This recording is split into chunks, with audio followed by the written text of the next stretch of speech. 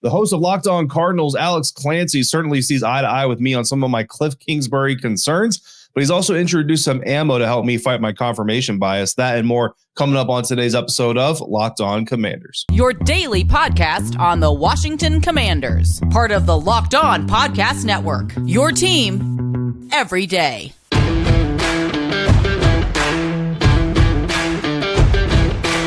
And welcome into today's episode of Locked On Commanders, your daily podcast covering the Washington Commanders, part of the Locked On Podcast Network, your team every day. Thanks so much for making Locked On Commanders your first listen of the day every day. Don't forget that you can subscribe for free on YouTube or wherever you're listening to this podcast, and you can continue this conversation with me by becoming a Locked On Commanders insider. Go to joinsubtext.com/LockedOnCommanders, and from there you'll get text messages from me. You can send them to me. We'll talk about inside information, analysis, exclusive content, all kinds of one-on-one conversations with me via text message. Again, join subtext.com/LockedOnCommanders to sign up for that today. I'm David Harrison, credential member of the media covering the Washington Commanders for CommanderCountry.com, a part of Sports Illustrated's FanNation, and I'm here with you every Monday through Friday, along with our everydayers. And as always, everydayers, I appreciate your continued support for the program. Today's episode brought to you by LinkedIn Jobs, which helps you find the qualified candidates that you want to talk to faster. Post your job for free at linkedin.com/LockedOnNFL.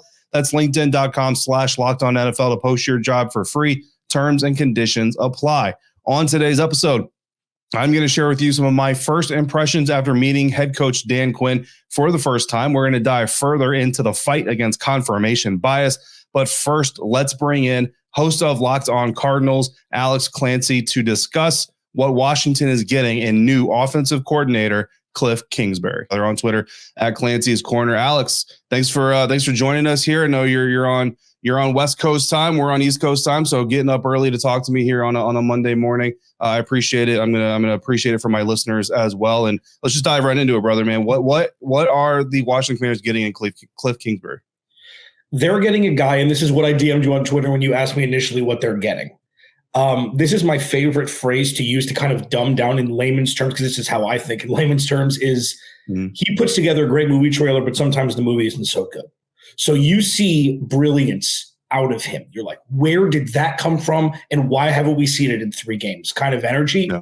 And then there's times where it's like, man, he can't script the right 15 plays after being able to scheme for a team all week. So you get the full gambit of Kliff Kingsbury. Now, the one thing that you will get, players will love him. So that's something with, I know that Eric Bieniemy, like, I'm not exactly sure, you know a lot better than me, but Kliff Kingsbury used to bring out fruit trays for people to have during practice. He used to give them cell phone breaks. He used to give them things that other head coaches wouldn't, because in this day and age, it's all about, comfortability and things like that. Sometimes you need it. Sometimes it's a deterrent. But all in all, with Kliff Kingsbury, he's frustrating because he doesn't show you his greatness as much as he probably should. Yeah. And what do you think it is? What do you think it is that's holding that back from kind of, we talk a lot about coordinators and coaches defeating themselves, getting too cute. Is it that he tries to kind of be too clever, or is there something else you think holding him from really reaching the top of his potential? That's an interesting way to put it. I mean, getting too clever, trying to look smarter than he needs to, I think is something like that. I think the biggest issue with him is this is the shivers that people you never want to hear from about anybody, especially calling plays on offense. He lacks the ability to adapt in a lot of cases. So if a defense schemes properly, we saw right away, it didn't matter who the Cardinals were playing. I mean, I think they were 10-2. They traveled to Detroit, Dan Campbell's first year, and they get shellacked on the road at Ford Field. And it's like, they're the 1 seed in the NFC. This should not be happening to that bad Detroit Lions team. They had the right defensive scheme. Kliff Kingsbury wasn't able to adapt. But the thing that the saving grace in all of this was, he was also the head coach. Okay. And he was a first-time head coach calling the plays, never been on an offensive field before, aside from when he played for 10 minutes for the Patriots and otherwise. It's like, I think just being an OC will serve him well, or he won't have an NFL job after this one if this doesn't work. I think that's fair. Yeah. I mean, looking at this as kind of a last chance, type of situation, but let's talk about that. I mean, when you take away the head coaching part and you think back to why his Arizona Cardinals tenure didn't work out or, ended the way that it ultimately did, where do you think Kliff needed to learn the most from his experience in Arizona to today?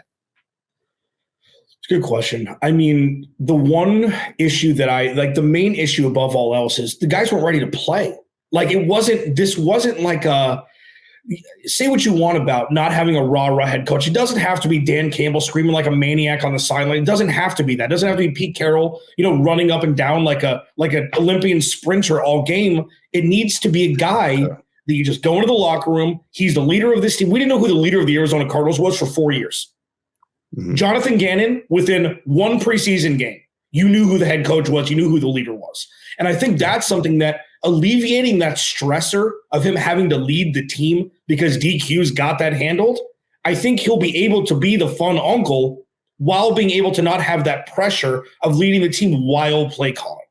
And listen, you know me, I'm one of the toughest critics of Kliff out there, maybe to a fault and maybe a little bit more than I should be. There was so much that we saw from him that was like, where the hell has that been? Why are you running go routes on 3rd and 2 instead of just running the ball up the gut with James Conner? Like, he tried to make things more fantastical than they needed to be when boring football usually works. Run the ball, run play action, throw to your tight end on 3rd down, and call it a day. I love that analogy, man. I love the cool uncle analogy, or the fun uncle. Excuse me, the fun uncle analogy. It actually kind of took me right back to Eric Bieniemy and Ron Rivera, where EB, you can almost say, is the overly strict uncle trying to raise his brother's children for him, while the father is there saying, no, dude, like, here's the way I want to do it. So that's a very cool analogy. I think that you hit the nail right on the head. Last question for you, Alex, before I let you go here. If you're describing the perfect Kliff Kingsbury quarterback, who is it? I don't know. He said Patrick Mahomes, he said Caleb Williams, he said Baker, he said Kyler. Mm-hmm. Just to be easy, Drake May? I mean, is that the easy way to say it? I know that there's all of this hullabaloo about, now it's got to be Caleb Williams and Kliff Kingsbury were together for like 10 minutes. Okay. Yeah. And Lincoln Riley, his buddy, did him a solid to give him a job.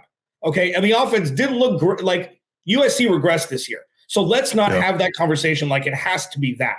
For him, it has to be a guy that is not a pure, stick up rear pocket passer. That's the only thing it can't be, because I don't think Kliff has the play calling chops from first to last play call of the game where if it breaks down, if the legs aren't possible for a quarterback, that's doomsday. And luckily now in the NFL, everybody can do that. There's no Peyton Mannings anymore.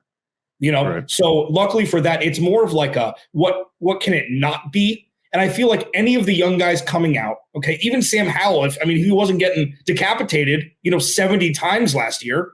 I feel like he's shown flashes, even though that's not going to be the case.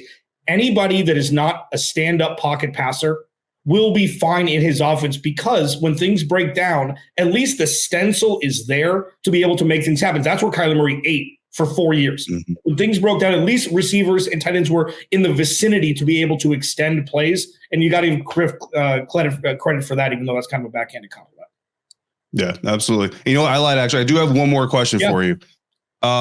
Is this going to be a pass-only offense? Like, what is the ratio to pass to run that you expect from Kliff Kingsbury's offense now? Listen, the craziest part about 2021, that run that they had 7-0, 10-2, James Conner was the star. Mm-hmm. James Conner, and it wasn't just running the ball and they ran him into the ground. When James Conner was right and he was in space, he could have scored 30 touchdowns that year if he didn't get hurt. And if everything would have continued. Like, the problem is, if that one thing doesn't work, Kliff Kingsbury melts. Like, they rode James Conner, a guy, I call it being Arian Fostered, where he got all those touches in Pittsburgh and then he's broken down. It's like, that's what happens with running backs. And you need a little bit more restraint with that. So if you got two backs, like say you have Antonio Gibson, Brian Robinson, you throw the screens, you do all that stuff. It doesn't have to be running the ball to be a running offense. You know what I mean? It could be screens, things like that. And I think that will prove to be, a huge positive if that scheme can get right. And if Antonio Gibson can be what he is, or if they bring in a back and a Brian Robinson can improve 100%, it can be that. It just can't be one guy, because once that one thing doesn't work, Kliff can't adapt. So he's got to have a couple guys right away to be able to maneuver around when defenses can scheme properly for them. Absolutely. Great stuff from Alex Clancy, brother. You brought up a bunch of things that we're going to talk about further here on the episode, and I'm going to let you get back to it. Locked On Cardinals, everybody check that out. Alex, thanks for your time, man. Thanks, David. So some really interesting things brought up by Alex there, some confirming some of the concerns I have about Coach Kingsbury, but also some things to help me fight my confirmation bias like I promised you I would. So we're going to dive deeper into that on today's episode of Locked On Commanders, part of the Locked On Podcast Network, your team every day. And today's episode of Locked On Commanders is brought to you by LinkedIn Jobs. When you're hiring for your small business, you want to find qualified professionals that are right for the role you're looking to fill. That's why you need to check out LinkedIn Jobs.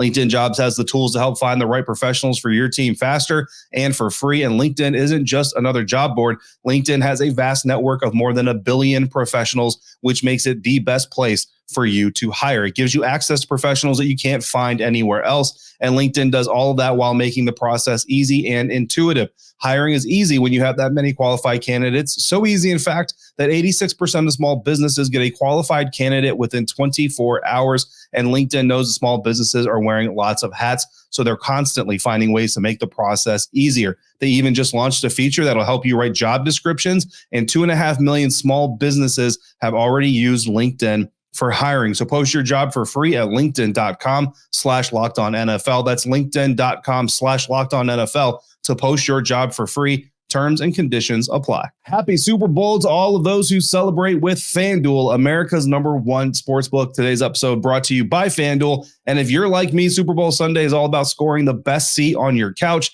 grabbing your favorite football snacks, and placing some super bets. The game, the food, the commercials, generally good company at your watch party. I'm also a sucker for building my own parlays, but sometimes I get a little too cute for my parlays for my own good, but still a lot of fun, and that's the point, right? FanDuel has so many ways for you to end this season with a dub or 2 or 3. Not only can you bet on who will win Super Bowl 58, but you can also bet on which players will score a touchdown, how many points will be scored, and so much more. New customers join today. You'll get $200 in bonus bets if your first bet of $5 or more wins. So just visit FanDuel.com/lockedon to sign up today. That's FanDuel.com/lockedon. Make every moment more with FanDuel, official sportsbook partner of the NFL.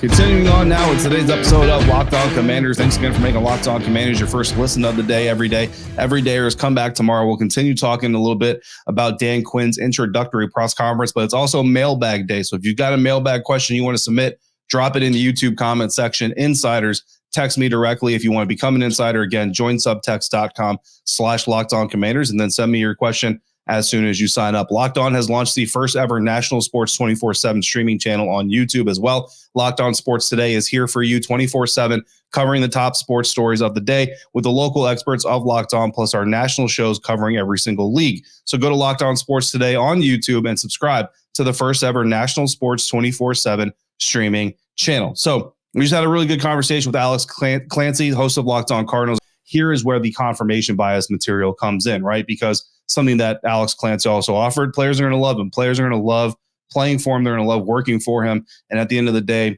that's always something that you certainly want if you can get it. It's not mandatory, right? I mean, I don't know that people would necessarily say they love playing for Bill Belichick, love playing for Bill Parcells, but they love the results that those coaches got. And really, that's kind of the blueprint, right? If you see a coach that takes that hard line stance with players, it's got to bring success, bro. Like you can't have a really bad personality and also suck. Like, you know what I mean? Like you have to be really good at your job if you're going to take that personality. So it's good to know that Kliff Kingsbury is a guy that the players can adapt to or can kind of get along with. But then you look back at that inability to adapt and the confirmation bias there, or the way you fight the confirmation bias there is Coach Dan Quinn. He also announced to us on Monday that he is not calling the defense. We all expected him to be the play caller for the defense because that's kind of the trend, and that's certainly what usually happens. But Coach Dan Quinn said that defensive coordinator Joe Witt Jr.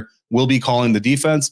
Kliff Kingsbury will be calling the offense. And the great thing about that is it allows Coach Quinn maximum ability to provide oversight. So if Kliff Kingsbury is not adapting, if Kliff Kingsbury is in the weeds and unable to find his way out of it, if he is calling go routes on 3rd and 2 because he can't see the forest through the trees, Dan Quinn hopefully will keep Kliff Kingsbury grounded and provide that aspect of information that maybe Coach Kingsbury wouldn't find on his own. Also talking about the unpreparedness of the Arizona Cardinals back under Coach Kingsbury.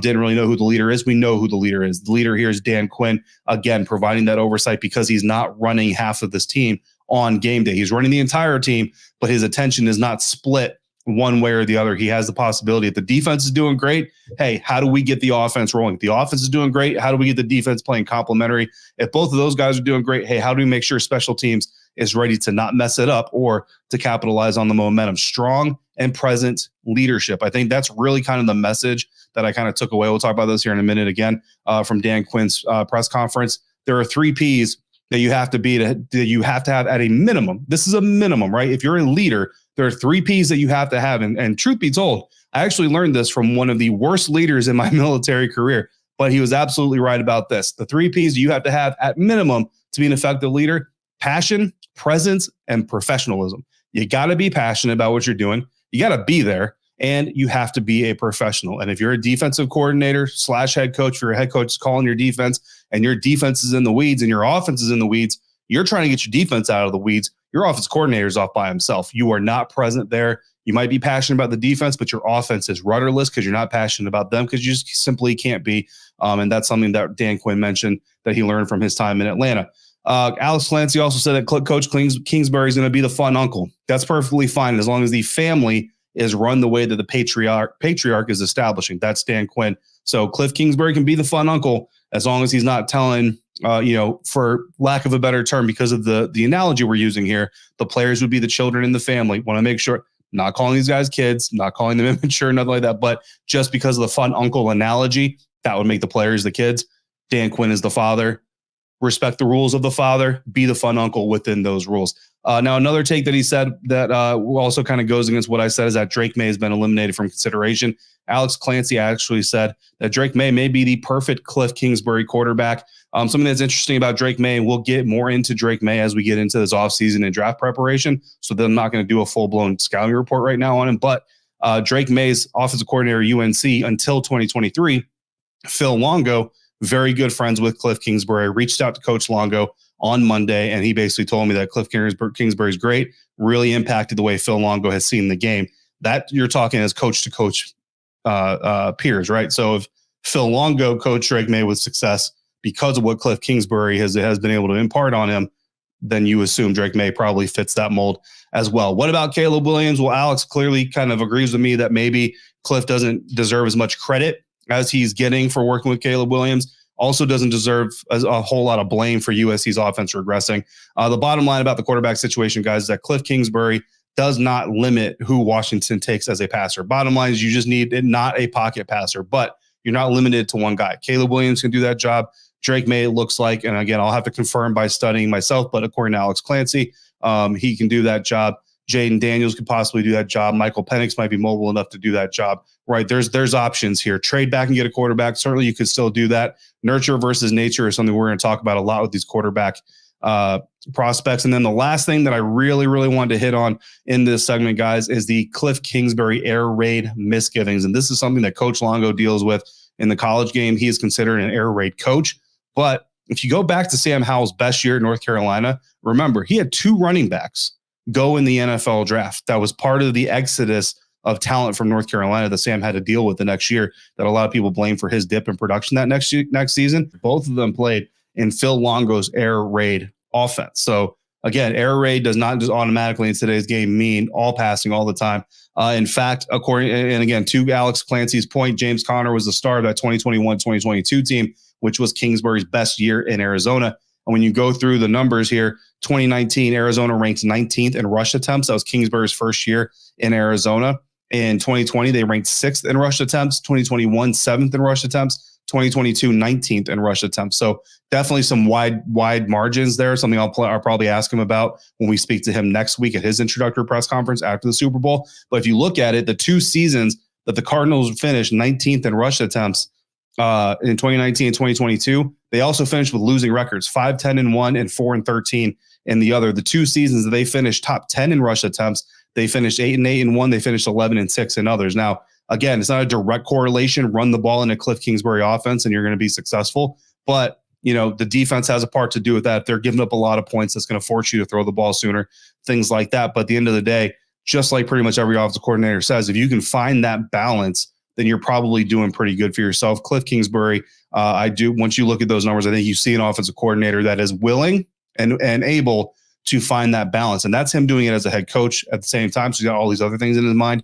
Now that he's just focusing on what's happening on the offensive side of the ball, and he's got Dan Quinn in his ear, I feel like we can probably be pretty confident that Kliff Kingsbury, if running is what makes sense, that's what the Kliff Kingsbury offense will do. But they will have plenty of deep shots dialed up and available as well. So a big part of soothing these concerns rests on new head coach Dan Quinn and his oversight and his management, his leadership, not just of the locker room, but also of his coordinators. And I got to say, my first impression after meeting the man on Monday, it's a pretty good one. That's coming up next on today's episode of Locked On Commanders, part of the Locked On Podcast Network, your team every day.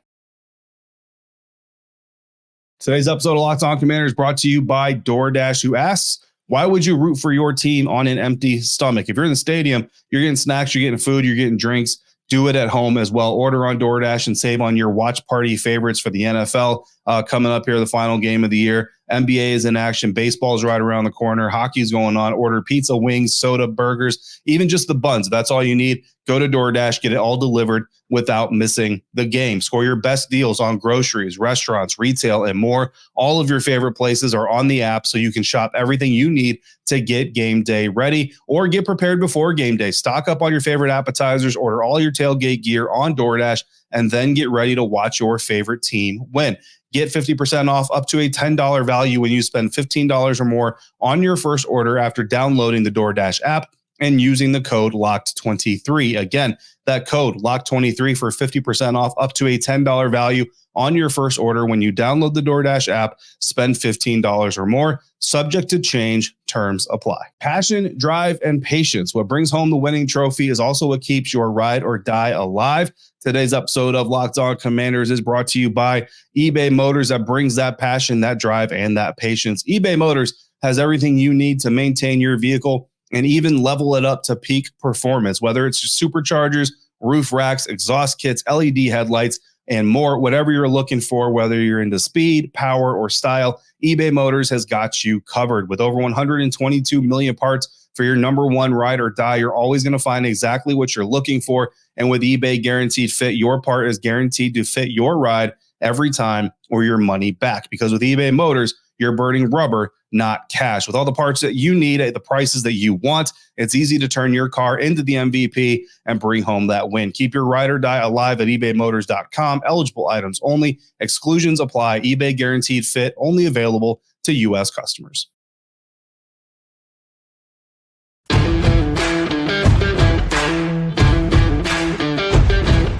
Wrapping up today's episode of Locked On Commanders, and we're going to hear now from Dan Quinn from his introductory press conference on Monday. I wanted to ask Coach Quinn about the evolution of his defensive theology, and not only did he answer it, but guys, he gave a really great answer. So here it is. Good afternoon, gentlemen. David Harrison, Sports Illustrated. Coach, welcome to DC. Thanks, David. I noticed over your track record, stylistically, scheme-wise, however you want to call it, you kind of shifted from a little bit more even front to odd front defenses. Can you just kind of talk about, from a football theology standpoint, that evolution of your defenses? Sure. And I think it's good to know that, like, I'll tell you a quick story of why, like, you have to evolve, and it does have to change. And during that time of reflection, I said, in between leaving Atlanta and going to Dallas, I think I referred to Josh and Adam and did a 360 on myself.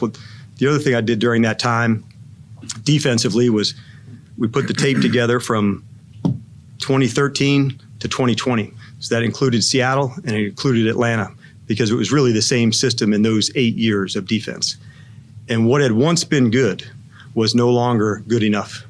And so playing three deep the way that we did in Seattle and early on in Atlanta, there were some good things that went along with that. As it went further, more completions when you played this kind of vision zone, more troubled routes. And there's some excellent offensive coaches, so they knew this and this causes them problems and this and this. So coming back for that second lap, I knew I wasn't going to rinse and repeat.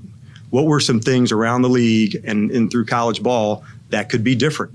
And so coming back into Dallas, the system that we put together will be similar to the one here, to say, let's collectively put together the Commanders' offense and defense. So that's why it evolved, where some things were good early on and they changed. Some things can stand the test of it, this front, this thing.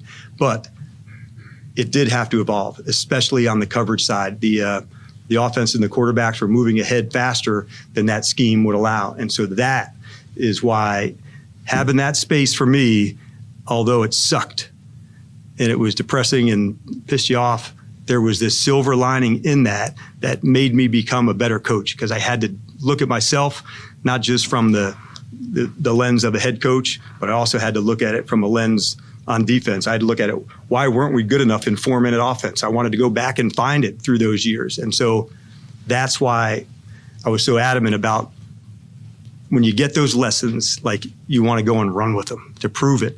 And so they've been in my pocket on some things, and others I got to show through, my time in Dallas. And that was a fun process to go through. So that's where it was, where things evolved and changed. And, in 5 or 6 years from now, it won't be the same exact things anymore either. So you have to constantly keep pushing. You've got to be innovative. You got to be on the edge of things. Not all the things that you try work. Like, it goes like this. So sometimes in OTAs and training camp, let's look at a coverage or look at a blitz and then take it out. It's too busy, takes too much time. If a player has to overthink it, it's not the right call.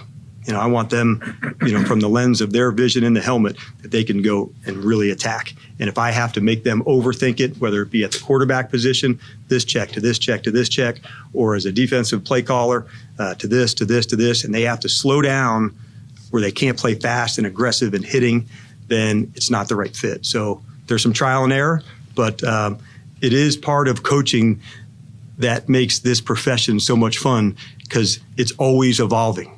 It's never, you don't get bored doing this. So it feeds into my good, okay, what's next personality. But I do like that there's something next, and it's next, and it's next, and you better keep up, or you get left behind on some things. And I learned that lesson. And so that's why evolving and having a plan of how to do that each off season, that's a really big deal. I got to tell you, he said earlier in the press conference that it goes beyond scheme, and their scheme and their style, and style is more important and more the focus and all those things. I'm completely tracking on that. But I will tell you, man, this answer that he gave is chock full of true leadership. Like, we've talked about leadership a lot on this show, guys.